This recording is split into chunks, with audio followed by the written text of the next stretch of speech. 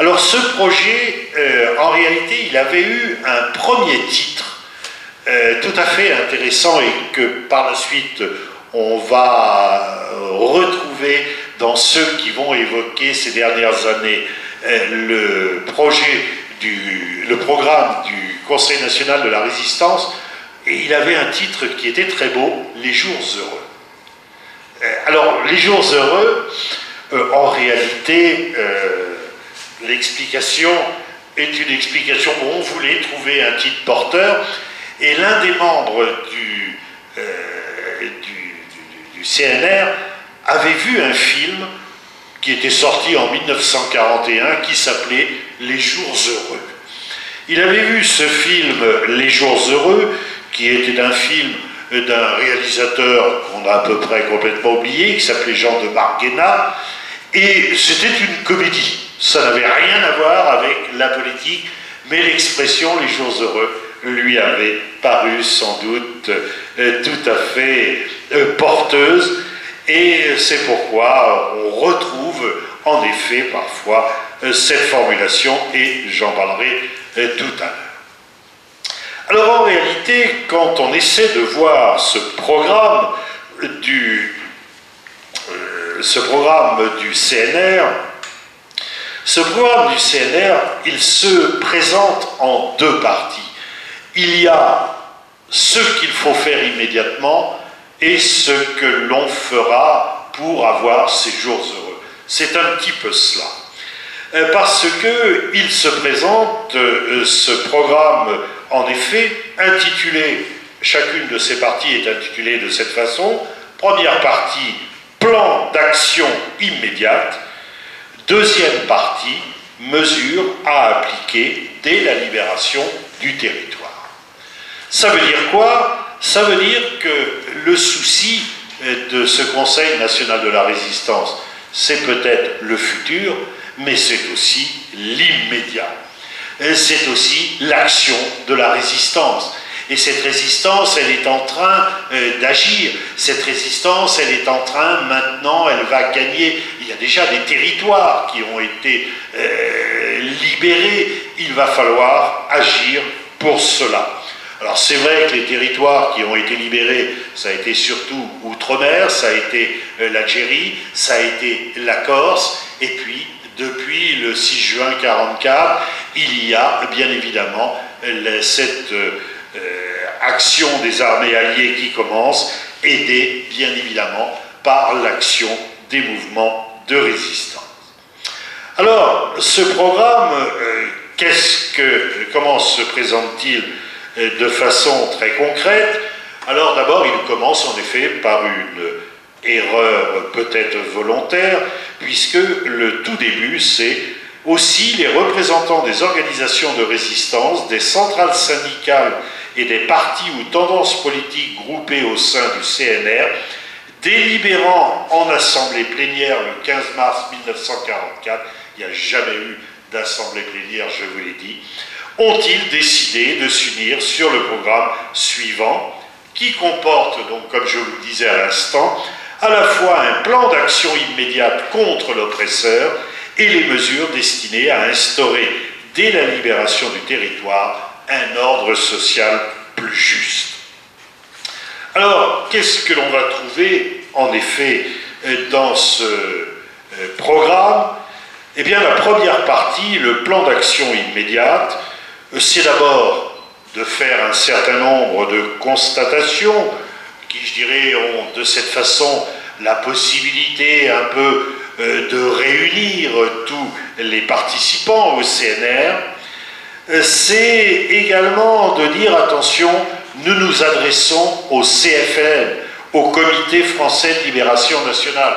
Tout à l'heure, lorsque je vous ai évoqué un petit peu toute cette organisation politique de la France libre successivement, eh bien, quand le programme du CNR est adopté par le bureau et non par l'Assemblée plénière, mais peu importe, eh bien, c'est en effet ce Comité français de libération nationale qui représente la France libre. Donc, ils insistent auprès du CFLN pour qu'il mette tout en œuvre, alors afin d'obtenir des armes et de les mettre à la disposition des patriotes, etc. Alors c'est en même temps, bien sûr, une reconnaissance de l'autorité du CFLN. En s'adressant à lui, ça veut dire qu'on le reconnaît. Mais ce projet, il va surtout insister sur la création de comités départementaux de libération. Comités départementaux de libération, c'est-à-dire que pour le Conseil national de la résistance, bien entendu, chaque fois qu'il y a libération de telle ou telle partie du territoire, il y aura comité de ville, comité de territoire qui vont se créer. Comité de ville, de village, d'entreprise, etc. Mais tous ces comités seront placés sous la direction des comités départementaux de la libération. Et le but de ces comités, ce sera de faire participer à la lutte contre l'ennemi, parce que il est évident que la libération de la France, elle n'est pas encore là. Alors qu'est-ce qu'ils vont devoir faire, ces comités? Eh bien, ces comités, ils vont devoir avoir une action immédiate.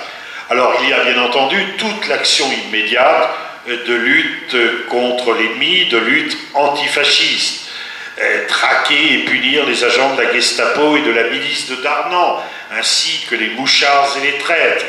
Développer l'esprit de lutte effective en vue de la répression des nazis et des fascistes français. Donc il y a toute cette action finalement contre ceux qui développent leur terreur.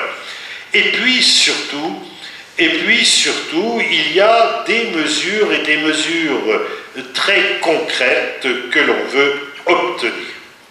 Mesures très concrètes que l'on veut obtenir, c'est l'augmentation des salaires et des traitements, et préoccupations bien entendu de l'époque, et des rations alimentaires. C'est bien entendu d'améliorer la condition de vie des anciens combattants et des prisonniers, de lutter contre les réquisitions, contre les prélèvements agricoles excessifs. Et donc là, on a en effet, avec cette première partie, on a véritablement tout un programme, mais que l'on va essayer de mettre en œuvre immédiatement au fur et à mesure que le territoire de la France se libère. Et puis, il y a, et c'est peut-être cela qui aujourd'hui nous intéresse le plus, il y a la deuxième partie. La deuxième partie du programme, les mesures à appliquer dès la libération du territoire. Et là, on a un véritable programme avec des mesures politiques, des mesures économiques, des mesures sociales. On a un véritable programme, alors c'est, je dirais parfois, même pas un programme novateur, c'est souvent rétablir ce qui a été supprimé par Vichy. Ce que l'on veut, en effet, c'est l'établissement de la démocratie la plus large en rendant la parole au peuple français par le rétablissement du suffrage universel. Rétablir le suffrage universel, en effet, ce n'est pas nouveau, c'était quelque chose que l'on connaissait avant 1940. De même, la pleine liberté de pensée, de conscience et d'expression, la liberté de la presse, son honneur et son indépendance à l'égard de l'État. Alors là, c'est plus intéressant, l'indépendance à l'égard de l'État, des puissances d'argent et des influences étrangères. Vous savez qu'il y aura là sans doute tout un bouleversement de la presse française à cet égard. La liberté d'association et de réunion, l'inviolabilité du domicile, le respect de la personne humaine, l'égalité devant la loi. On a là, en réalité, quelque chose qui n'est pas forcément quelque chose de très novateur, c'est simplement revenir aux droits et aux libertés tels qu'on pouvait les connaître sous la Troisième République. Il est intéressant aussi de constater que n'apparaît pas expressément le vote des femmes. Et là, on peut quand même être un petit peu surpris quand on sait que les femmes ont joué un rôle très important dans la résistance. Ce que l'on veut aussi, ce sont des mesures économiques. Sur le plan économique, on veut une véritable démocratie économique et sociale qui implique l'éviction des grandes féodalités économiques et financières et de la direction de l'économie. Il y a surtout le contrôle des grands moyens de production. On veut le retour à la nation, je cite toujours, bien sûr, des grands moyens de production monopolisés, fruits du travail commun, des sources d'énergie, des richesses du sous-sol, des compagnies d'assurance et des grandes banques. Donc là, c'est évident qu'il y a l'annonce des mesures de nationalisation, socialisation. On ne se battra pas sur les termes. Et puis, il y a les mesures sociales. Mesures sociales, c'est le réajustement important des salaires, c'est le droit au travail et le droit au repos par le rétablissement et l'amélioration du régime contractuel du travail, c'est bien entendu l'idée de rétablir un syndicalisme indépendant et des délégués d'atelier, comme il est dit. C'est aussi, et là ça va être très fondamental, je cite, un plan complet de sécurité sociale visant à assurer à tous les citoyens des moyens d'existence dans tous les cas où ils sont incapables de se les procurer par le travail, avec gestion appartenant aux représentants des intéressés et de l'État. Là, on a véritablement un programme beaucoup plus précis. De même, il y a des dispositions que l'on veut en faveur de l'agriculture et également des dispositions relatives aux retraites. Une retraite permettant aux vieux travailleurs de finir dignement leur jour. Et puis, intéressant, mais pour moi insuffisamment développé, une extension des droits politiques, sociaux et économiques des populations indigènes et coloniales.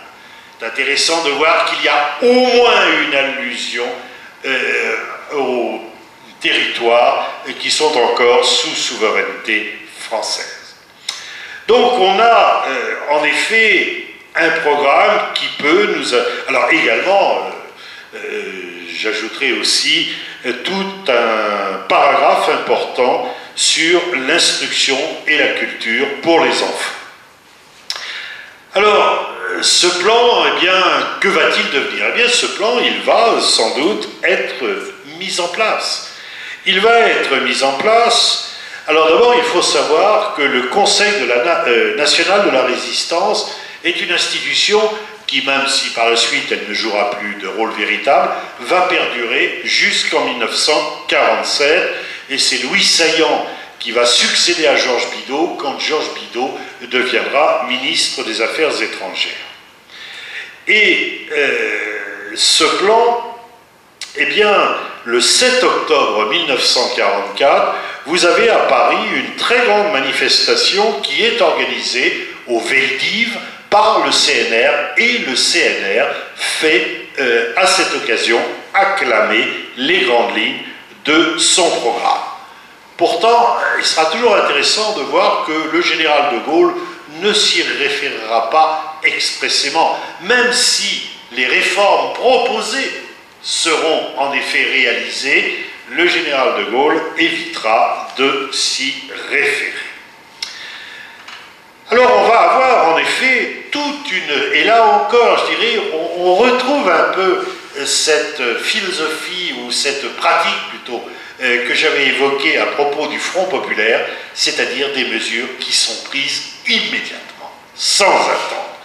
Et là, en effet, toutes ces mesures qui ont pu être prises dans cette période qui va de 1944 jusqu'à 1946, ce sont en effet des mesures qui restent pour nous les mesures emblématiques et les mesures que par la suite on essaiera souvent de vouloir détruire.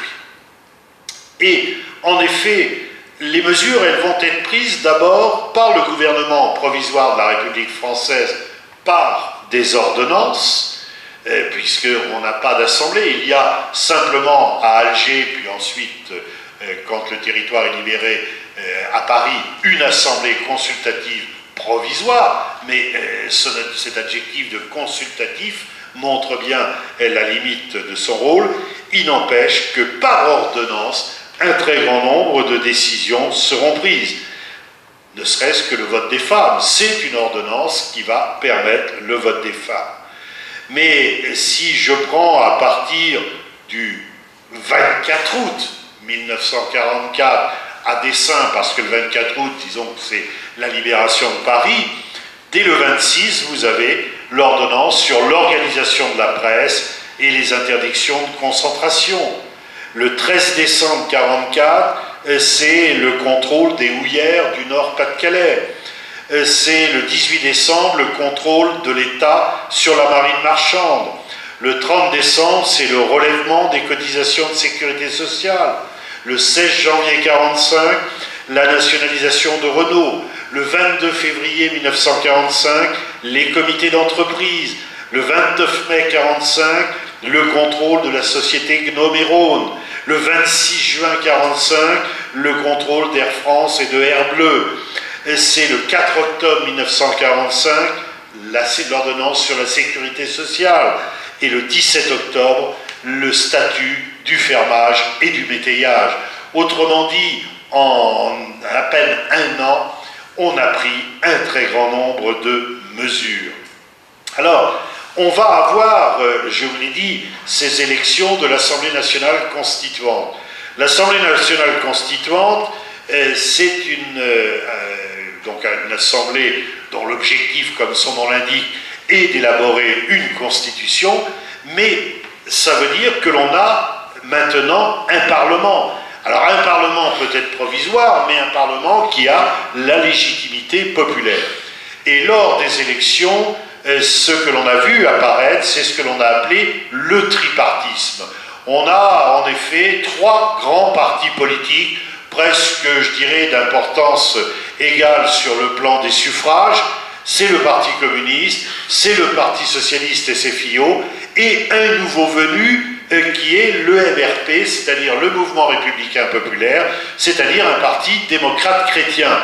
Et un parti qui, à cette époque, se situe beaucoup plus à gauche qu'il ne sera par la suite quand il évoluera. Et la conséquence de cela, c'est que ces trois grands partis sont des partis qui ont été impliqués dans la résistance et qui forment un gouvernement dans lequel les trois partis sont représentés. Et il va y avoir une première mesure très importante qui va être prise le 2 décembre 1945, c'est la nationalisation de la Banque de France et de 4 grandes banques de dépôt. Alors il y en a qui échapperont aux nationalisations, on s'interroge parfois sur les raisons, mais on devine que le phénomène du lobbying, eh bien, il a toujours existé, bien évidemment. Et puis, vous le savez, le 20 janvier 1946, le général de Gaulle quitte le pouvoir. Mais le tripartisme continue. Et là encore, c'est des nouvelles mesures. Rétablissement de la loi des 40 heures, le 21 février 1946. Nationalisation de l'électricité et du gaz, le 28 mars. Nationalisation des grandes compagnies d'assurance le 24 avril, l'extension des compétences des comités d'entreprise le 25 avril, la généralisation de la sécurité sociale le 26 avril et la retraite des vieux. Vous le voyez, finalement, en très peu de temps, on a pris énormément de mesures et chaque fois que l'on évoque ces lois, on s'aperçoit qu'aujourd'hui, elles ont pour nous, alors pas forcément, je dis, elles n'ont pas forcément réussi à se maintenir. Alors, en matière de nationalisation, on sait qu'il y a eu par la suite les privatisations. Mais l'image reste toujours extrêmement forte dans notre opinion. Le problème, c'est que ces trois partis politiques qui pouvaient faire des grandes réformes, eh bien, de la même façon, j'allais dire que le tripartisme qui existait sous le Front populaire, Parti communiste, Parti socialiste et radicaux, a fini par éclater, vous le savez, en 1947, le tripartisme également va éclater et donc ce sera un autre fonctionnement des institutions. Alors, on le voit, un programme qui, lorsqu'on le lit pour nous, a une résonance extraordinaire, un programme qui, on peut le penser, pourrait peut-être toujours être utile à lire pour avoir des jours heureux, comme l'on disait, et un programme, en réalité, que l'on a vu réapparaître depuis les années 90. En effet, à partir de 1947, d'abord, je vous l'ai dit tout à l'heure, en 1947, le Conseil national de résistance, en tant qu'institution, disparaît. Et à partir de 1947, ce programme, on l'oublie. Il ne sert plus de référence. Et il est d'autant plus intéressant de voir que, à mon avis, il y a un moment où il aurait pu servir de référence. C'est à partir de 1972, quand la gauche va discuter de son programme commun. Là, on aurait pu se dire, mais attention, un programme commun, on l'a déjà. On a le programme du Conseil national de la résistance. Or, pendant toutes les discussions qui vont avoir lieu à partir de 1972 et pour aboutir à l'échec d'un programme commun, eh bien, on ne se référera pas, en effet, on ne se référera pas à ce programme du Conseil national de la résistance. Et les références vont réapparaître après 1990, quand il va y avoir des politiques néolibérales que l'on va essayer de mettre en place et où on essaiera de voir s'il n'y a pas, après tout, d'alternatives, et certains les trouveront en effet dans ce programme du Conseil national de la résistance. Et je dirais que c'est dans les années 2000, véritablement, que cette référence devient encore plus forte, encore plus prégnante. Et je prendrai quelques exemples récents à cet égard. C'est notamment l'appel du Conseil national de la résistance, c'est comme ça qu'il est intitulé, l'appel qui est lancé en 2004 par d'anciens membres du Conseil national de la résistance. D'anciens membres du Conseil national de la résistance, et en effet, cet appel qui a été, je dirais, un appel un petit peu impulsé par le mouvement Attaque, cet appel, il est signé de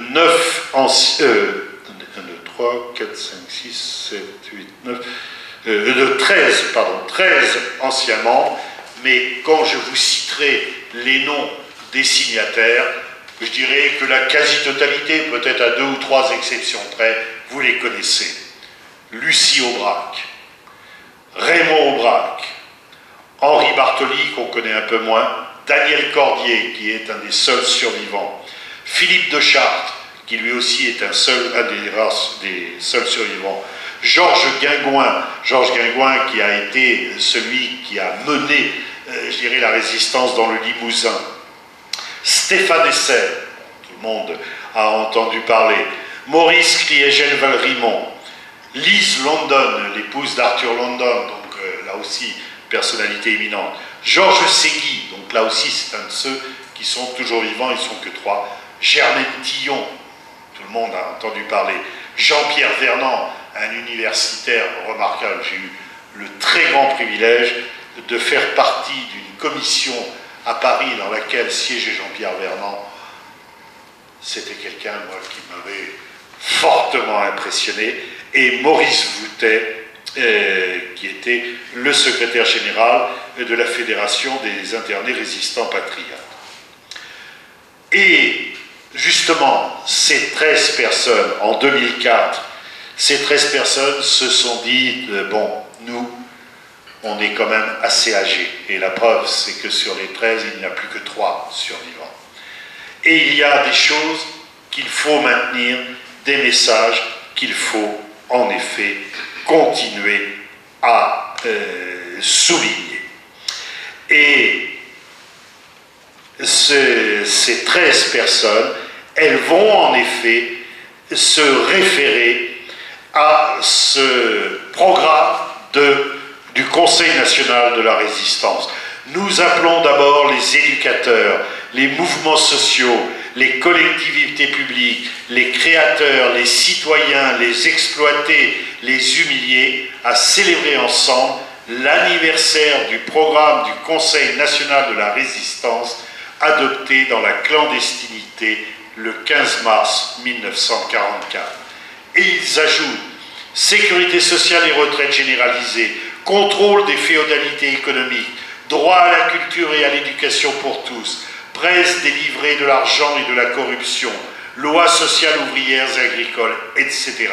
Comment peut-il manquer aujourd'hui de l'argent pour maintenir et prolonger ces conquêtes sociales alors que la production de richesses a considérablement augmenté depuis la libération, période où l'Europe était ruinée. Et donc vous avez cet appel de la part de ces 13 résistants, plus que jamais à ceux et à celles, et c'est comme ça que se termine leur message, à ceux et à celles qui feront le siècle qui commence, nous voulons dire avec notre affection, créer, c'est résister, résister, c'est créer.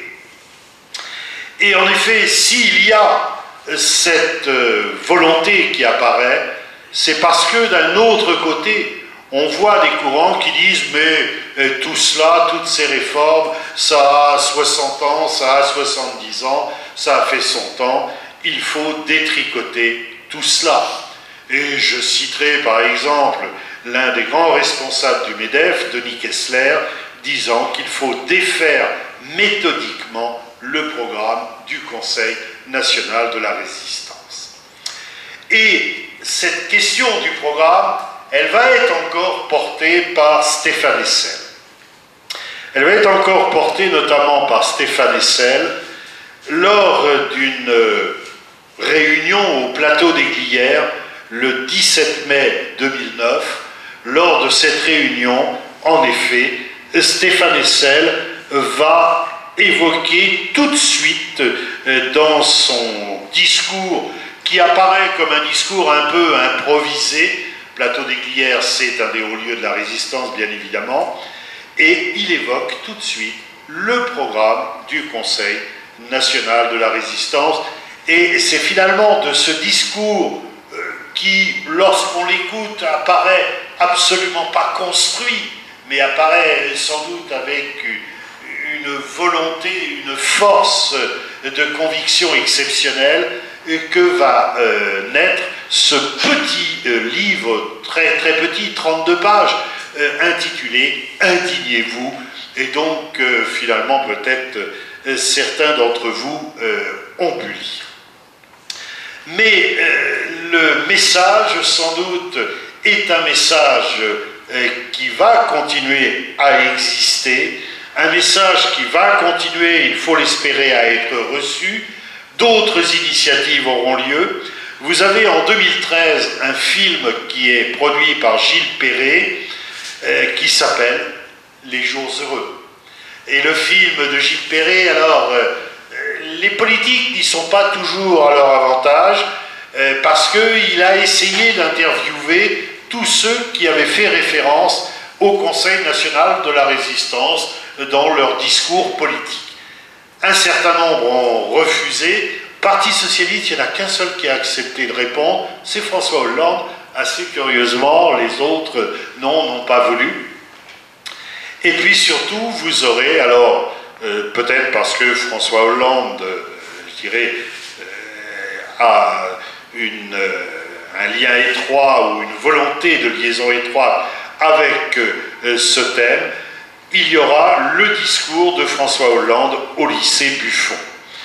Et en effet, à l'occasion du 70e anniversaire de la résistance, du 70e anniversaire du Conseil national de la résistance, François Hollande va prononcer un discours au lycée Buffon. Ce n'est pas un hasard si c'est le lycée Buffon qui est choisi, parce qu'on le sait, au lycée Buffon, il y a eu un des premiers actes de résistance et qui s'est terminé tragiquement par ceux qui ont été les initiateurs. Et dans son discours, on peut simplement regretter que les opposants au mariage pour tous aient éprouvé le besoin de faire une manifestation pour empêcher François Hollande d'accéder au lycée Buffon. Je crois qu'on peut manifester, mais il y a d'autres occasions que l'on peut choisir. Il n'empêche que François Hollande, dans son discours qui était là pour évoquer le Conseil national de la résistance, pour rendre hommage aux martyrs du lycée Buffon, François Hollande va en effet évoquer le programme, je cite son passage, « Les valeurs qui ont été inscrites dans le préambule de la Constitution de 1946 sont directement issues du programme du Conseil national de la résistance. Les grandes réformes qui ont été accomplies au lendemain de la Seconde Guerre mondiale se sont inspirées également de ce programme. Nous en avons encore les traces aujourd'hui, traces que certains voudraient même effacer. Un plan complet de sécurité sociale, des comités d'entreprise, le droit au travail, la garantie d'un niveau de salaire, la dignité et la possibilité de vivre dans la société en ayant la solidarité de la nation, la subordination des intérêts privés à l'intérêt général, le contrôle même de l'appareil de production, car il fallait bien reconstruire. » Et en effet, tout ce qui a pu être fait, réalisé, et d'une façon solide, d'une façon, il faut l'espérer, durable, au lendemain de la libération de la France, et même, je dirais, pendant même la libération de la France, eh bien, tout cela trouve en très grande partie sa source dans le programme du Conseil national de la résistance. Il y a toujours quelque chose qui m'irrite. C'est lorsque l'on évoque telle ou telle loi en disant « Oh oui, mais enfin, il faut peut-être la revoir, il s'agit d'une vieille loi. » Et certains vont vous dire « Bah oui, mais enfin, ça c'était il y a 70 ans, il y a de l'eau qui est passée sous les ponts, même à Civray, la Vienne a vu en effet passer beaucoup d'eau. » Mais il y a des choses qui ont pu être faites par nos ancêtres dans le passé, et ces choses, ce n'est pas parce que ce sont nos ancêtres qui les ont réalisées qu'il faut aujourd'hui dire tout cela n'a plus aucun intérêt. Et je crois que mes propos, ils peuvent très facilement valoir pour ce programme du Conseil national de la résistance, car je ne suis pas certain qu'il ait pris une seule ride, et ça, il faut en avoir conscience. Je vous remercie.